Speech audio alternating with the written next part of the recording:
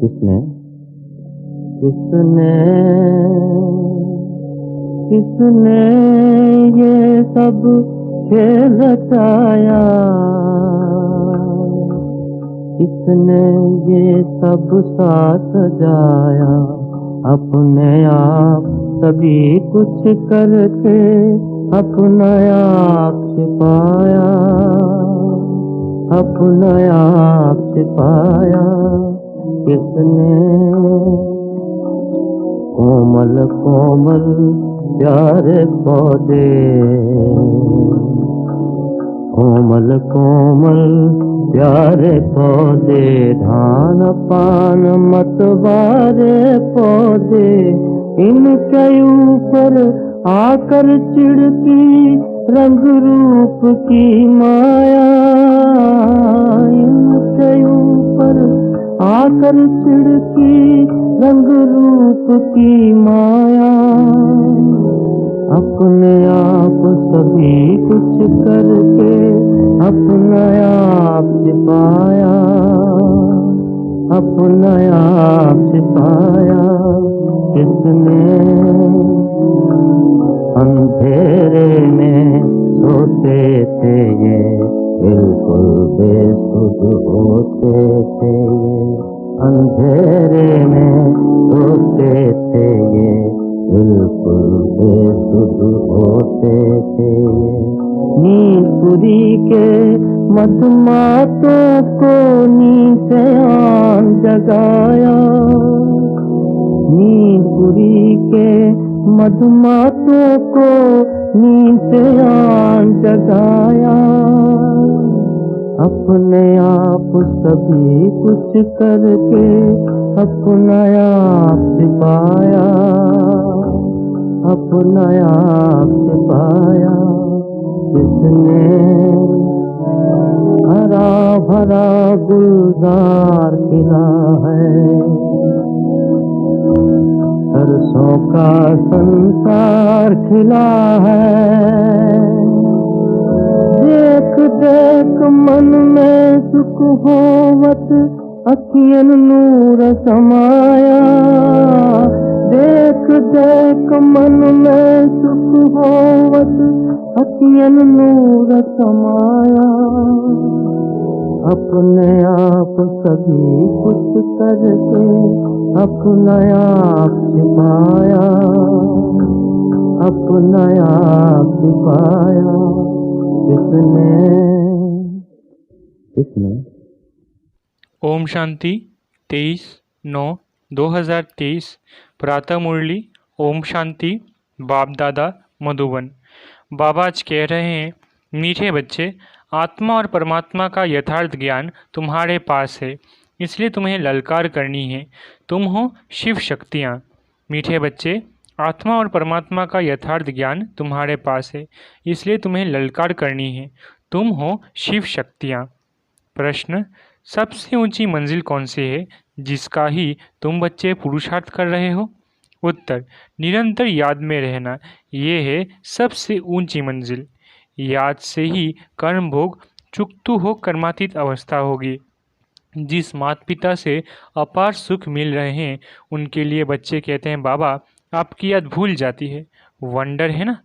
देही अभिमानी रहने का पुरुषार्थ चलता रहे तो याद भूल नहीं सकती। गीत, किसने ये सब खेल रचाया? ओम शांति।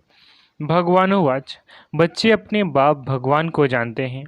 अभी बच्चे आकर के बाप द्वारा आस्तिक बने हैं, क्योंकि बाप द्वारा बाप को जाना है, इसलिए आस्तिक कहलाते हैं। तुमने जाना है बरोबर हम आत्मा हैं, वो हम आत्माओं का बाप है।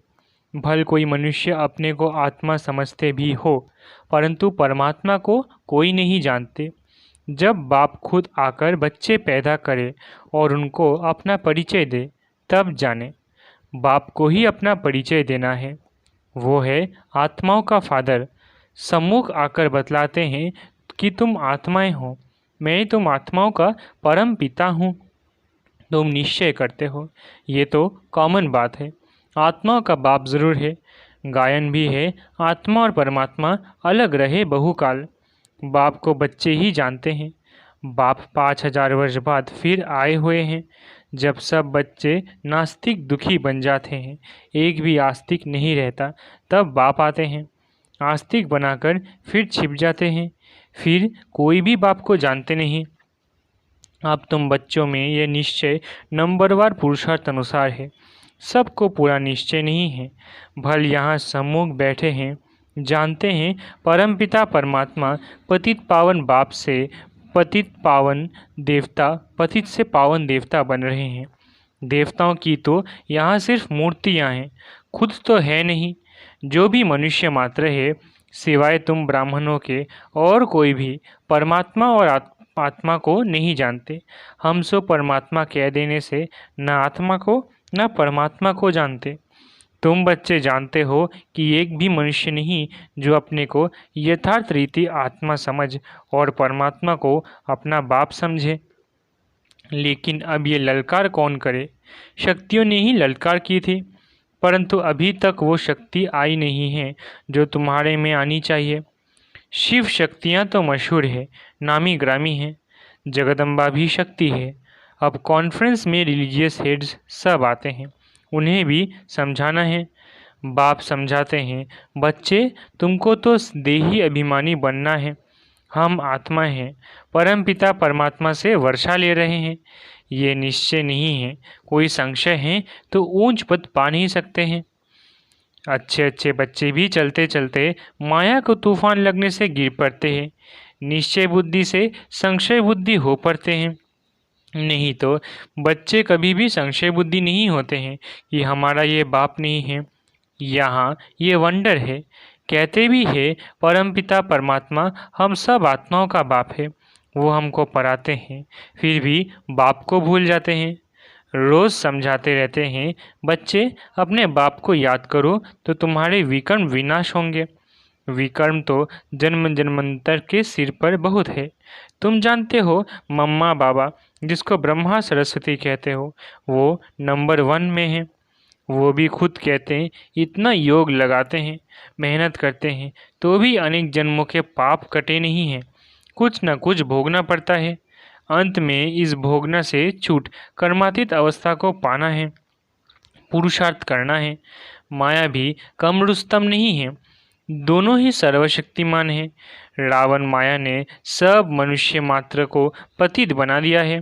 गाते भी है पतित पावन, तालियां बजाते रहते हैं, तो ज़रूर पतित है ना, परंतु अपने को समझते नहीं हैं कि हम पतित हैं। ये समझाना भी ज़रूरी है कि अब ये पतित दुनिया है। पावन दुनिया सतयुग को कहा जाता है। पावन दुनिया में ऐसे पतित पावन को नहीं बुलाएंगे। वहाँ तो भारत बहुत सुखी था, एक ही धर्म था। अभी तुम जानते हो परम पिता परमात्मा ज्ञान सागर है। वो इन सब वेदों शास्त्रों आदि के राज को जानते हैं, वही पढ़ा रहे हैं। परंतु कोई कोई ऐसे हैं जो ये भी भूल जाते हैं कि हमको परमात्मा पढ़ाते हैं, बेहद का बाप हमें पढ़ाते हैं। वो नशा नहीं चढ़ता। यहाँ से बाहर घर जाने से नशा चकनाचूर हो जाता है। कोई मुश्किल है जो युक्त युक्त पुरुषार्थ करते हैं। माया बड़ी ज़बरदस्त है, देह अभिमान तो नंबर 1 है। बाबा ने समझाया है, अपने को देही समझो, हम आत्मा हैं, इस शरीर द्वारा हम कर्म करते हैं। अपने को परमात्मा तो कभी नहीं समझना। बाप कहते हैं, मैं तुमको पतित से पावन बनाने आया हूँ, मुझे घड़ी घड़ी याद करो। परंतु बहुत अच्छे अच्छे बच्चे भी बाप को याद नहीं करते हैं और फिर सच भी नहीं बतलाते हैं। चार्ट जो लिख कर भेजते हैं उसमें भी झूठ, सच्चा चार्ट लिखते नहीं। बाबा समझाते हैं, अपने को आत्मा समझो। हम आत्मा 84 जन्म पूरे कर अब बाबा के पास जाती हूँ। सवेरे उठकर बाबा को याद करो तो उसका नशा सारा दिन रहेगा। मनुष्य धन कमाते हैं तो नशा रहता है ना कि आज इतना कमाया। ये भी धंधा है, व्यापार है, तो उसमें कितनी मेहनत करनी चाहिए। बाबा अपना अनुभव बतलाते हैं कि इतनी मेहनत करते हैं। सवेरे उठकर अपने से बातें करनी है। अब पाठ पूरा हुआ, अभी हम गए कि गए, फिर 21 जन्म राज्य करना है। कितना मीठा, कितना प्यारा, वंडरफुल बाबा है। ऐसे बाप को कोई भी मनुष्य मात्र जानते नहीं है। बाप आकर बच्चों को अपने से भी ऊंच ले जाते हैं और बच्चे फिर बाप को सर्वव्यापी कहे अपने से भी नीचे ले गए हैं। इसलिए बाप कहते हैं, तुम बहुत दुखी बन पड़े हो। मैं तुम बच्चों को ब्रह्मांड और विश्व दोनों का मालिक बनाता हूँ और फिर तुम बच्चे मुझ बाप को सर्वव्यापी कह देते हो। ये भी ड्रामा में खेल है। अब बाप डायरेक्शन देते हैं, ऐसे ऐसे समझाओ। लक्ष्मी नारायण आदि देवी देवताएं 100% सॉल्वेंट बुद्धि थे, अभी नहीं है। फर्क देखो कितना है। कहाँ भारत स्वर्ग था, अभी नरक है। ये ज्ञान कोई भी मनुष्य में नहीं है। तुम बच्चों में भी वो ताकत नहीं है। देह अभिमान बहुत है। देही अभिमानी को तो धारणा होनी चाहिए। तो बाप डायरेक्शन देते हैं, ऐसे ऐसे ललकार करो। आत्मा क्या है, परमात्मा क्या है, कोई को पता नहीं है। तुम जानते हो हम आत्मा बिंदी है। हमारा बाप परमपिता परमात्मा भी बिंदी है। वो नॉलेजफुल पतित पावन है, जन्म मरण में नहीं आते हैं। हम आत्माएं जन्म मरण में आती हैं। परमपिता परमात्मा कहते हैं, मेरा भी पार्ट है। मैं आता हूँ तुम सबको सुखी बनाकर फिर निर्वाण धाम में बैठ जाता हूँ। मनुष्य बूढ़े होते हैं तो वानप्रस्थ में चले जाते हैं, परंतु अर्थ नहीं समझते। वानप्रस्थ माना वाणी से परे स्थान। वो थोड़ी ही वाणी से परे बैठते हैं। अभी वानप्रस्थी तो सब है। हम आत्माएं वाणी से परे रहने वाले हैं, परंतु उस स्थान को भी जानते नहीं। तुम्हारे में भी कोई कोई की बुद्धि में ये बातें हैं। देह अभिमान बहुत है, बाप को फॉलो नहीं करते हैं। माया भी बहुत प्रबल है। आत्मा और परमात्मा के संबंध को कोई भी नहीं जानते, बाप के संबंध को ही नहीं जानते।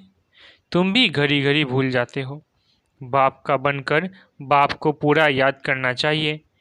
कहते हैं, बाबा घड़ी घड़ी याद करना भूल जाता हूँ। अरे तुम माता पिता को याद करना भूल जाते हो। निरंतर याद करने की ही मंजिल है। जिस माता पिता से स्वर्ग का वर्षा ले रहे हो तुम उनको भूल जाते हो। वंडर है। माता पिता तो एक ही है। बाप कहते हैं, मैं ही तुम्हारा माता पिता हूँ। ये है बड़ी गूह्य बातें।